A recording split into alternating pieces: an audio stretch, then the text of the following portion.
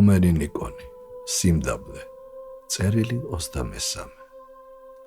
სიმდაბლესა და ცხონებას გისურვებთ. მივიღე თქვენი წერილი.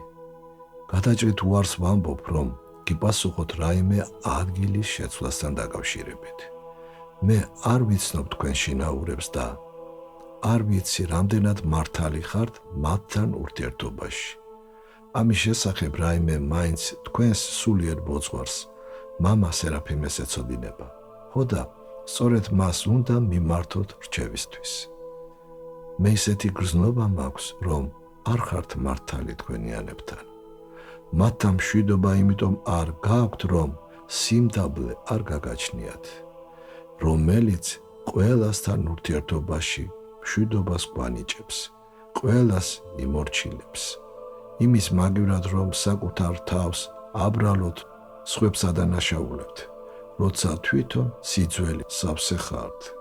განმარტოება არ არის თქვენთვის სასარგებლო. განმარტოებაში ბევრი ცუდი ადამიანი კარგ ეშმაკად იქცევა. ღმერთმა დაგიფაროთ ამისგან.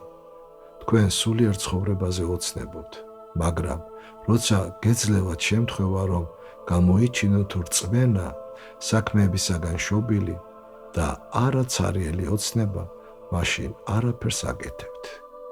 მომიტევეთ, რომ გავკადნიერდი და მოგწერეთ ეს, თუმცა არაფერი ვიცი. მთელი გულით გისურვებთ, რომ სწორი გზა იპოვოთ და ამ გზით იაროთ.